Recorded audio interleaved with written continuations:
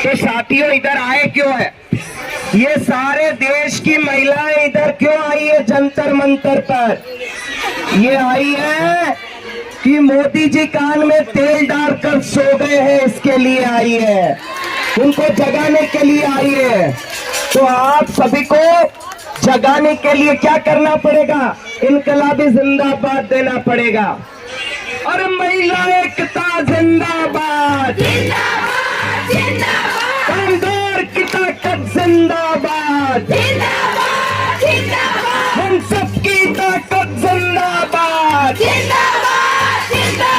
और महिला एकता जिंदाबाद, तेलंगाना की ताकत जिंदाबाद, बिहार की ताकत जिंदाबाद, दिल्ली की ताकत जिंदाबाद, यूपी की ताकत जिंदाबाद, आंध्र की ताकत जिंदाबाद, राजस्थान की ताकत जिंदाबाद, एमपी की ताकत जिंदाबाद, आसाम की ताकत जिंदाबाद,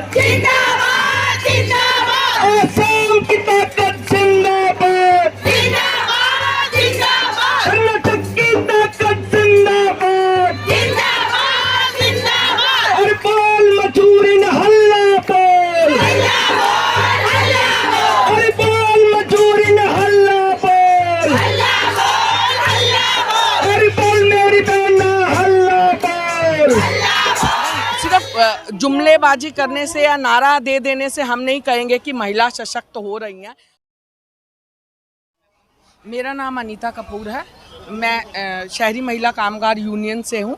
आज हम national platform of domestic worker के तहत यहाँ अपनी ख़ास तौर से 4 मांगों को लेकर के धरना दे रहे हैं, जिसमें हमारी 4 मांगे हैं कि हमारे घरेलू कामगारों को भी कामगार तो समझा जाए, क्योंकि उनका बोर्ड में रजिस्ट्रेशन किया जाए, और उनके साथ साथ जो एक अहम उनके स्वास्थ्य से जुड़ी हुई बात है, क्योंकि उनका स्वास्थ्य काम करने के साथ साथ बहुत ज़्यादा ख़राब भी होता है और उनका कमाई का बहुत सारा हिस्सा अपनी हेल्थ पे खर्च होता है। तो सरकार से मांग है कि उनको ESI की सुविधा दी जाए। दूसरा कि उनका न्यूनतम वेतन तय किया जाए, क्योंकि जितने भी घंटे वो काम कर रही हैं उनके ना कोई काम के घंटे तय हैं, ना उनके काम का कोई वेतन तय है कि एक घर में काम करेंगी, झाड़ू पोछा करेंगी तो इतना लेंगी, बर्तन धोएंगी तो इतना लेंगी। तो इसलिए हमारी मांग है कि एक तो उनका न्यूनतम वेतन भी तय किया जाए।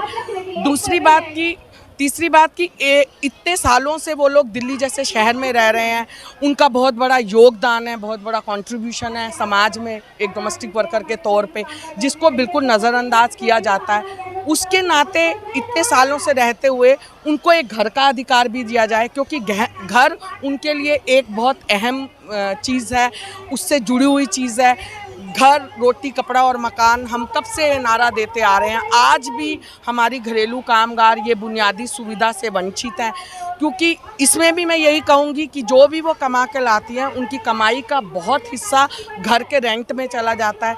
कई बार ऐसा भी देखा गया है कि घरेलू कामगार जितना भी कमाती हैं 1 या 2 घर से, वो सारा का सारा पैसा उनका रेंट में चला जाता है। तो एक बचत या अच्छा व्यवस्थित जीवन वो कैसे जी पाएँ, वो नहीं जी पाती हैं। और है कि हमें एक बोर्ड के तहत नियुक्त किया जाए, तो कौन सा बोर्ड आप लोग नियुक्त करना चाहते हैं? हमने, जैसा कि हम निर्माण मजदूरों का एक बहुत अच्छा उदाहरण इसके सामने देखते हैं कि निर्माण मजदूरों का जो बोर्ड है, जिसके तहत 1996 से एक लंबा संघर्ष करके एक कानून आया, जिसमें निर्माण मजदूरों के लिए हम लॉकडाउन में भी हमने देखा कि सरकार ने कुछ ना कुछ सुविधाएं मुहैया कराई। सेम उसी तरह का त्रिपक्षीय बोर्ड हम चाहते हैं कि घरेलू कामगारों के लिए हो, ताकि उनको एक कामगार के रूप में समझा जाएगा और उनको वो सारी समाज कल्याण की जितनी वो सामाजिक सुविधाएं हैं वो सब उनको मिलनी चाहिए, जो उनका हक है, जिससे उनका जीवन और बेहतर हो पाएगा।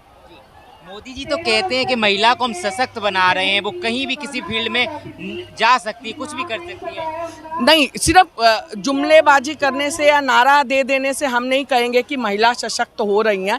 महिला सशक्तिकरण, बेटी पढ़ाओ बेटी बचाओ, पर आज अगर हम अपनी बस्तियों में देखते हैं कि किस तरह बच्चियां हमारी खास तौर से स्कूल से ड्रॉप आउट हो रही हैं, उनको पढ़ने का मौका ही नहीं दिया जा रहा। सिर्फ स्कूल में दाखिल कराना शिक्षा की मुख्य धारा से जोड़ना ही काम नहीं है, वो स्कूल में टिकी रहे, आगे तक पढ़ाई करे, ये भी हमें देखने की ज़रूरत है।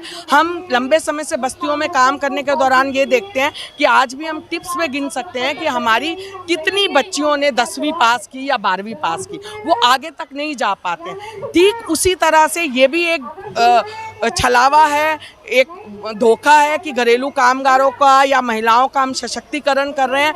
अगर महिलाओं का सशक्तिकरण करना है, महिलाओं का इतना भला चाहते हैं, तो इतना उदारवादी मोदी जी को होना पड़ेगा कि उनके लिए वो एक कानून लाए, जिसके लिए हम मांग कर रहे हैं, एक समुचित कानून लाए।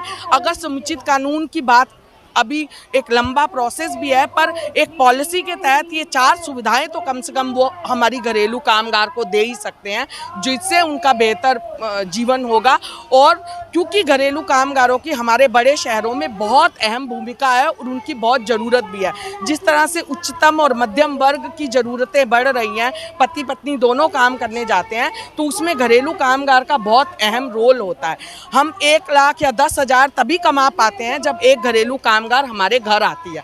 अगर वो मेरे घर, मेरे परिवार, बच्चे, मेरा खाना साफ सफाई करने नहीं आएगी, तो वो 1 लाख या 10,000 कमाने की मैं हकदार नहीं हूँ। तो उनका जो अहम भूमिका है हमारे समाज में, हमारे घरों में, वो हमें समझनी पड़ेगी। और इस मुद्दे को जब तक एक राजनीतिक मुद्दा नहीं बनेगा, इसमें हम परिवर्तन की बात नहीं कर सकते हैं। तो इसीलिए आज हम ज़्यादा से ज़्यादा संख्या में यहाँ इकट्ठे हुए हैं, अलग अलग राज्यों से इकट्ठा हुए हैं कि हमारी मांग मोदी जी तक जाए और इन घरेलू कामगारों के लिए कुछ अच्छा हो। महिला खुद में एक शक्ति है, दुर्गा का रूप है, सरस्वती का रूप है, काली का रूप है। आज यहाँ तमाम महिलाएं आई हैं, कौन सा रूप रख के आप लोग यहाँ पर आए हैं? देखिए, हम नहीं चाह रहे हैं कि हमें कोई देवी या वो समझा जाए कि आप हमें देवी का दर्जा दीजिए या ये। हम एक कामगार हैं, हमें कामगार समझा जाए और हमें कामगार का दर्जा दिया जाए, बस।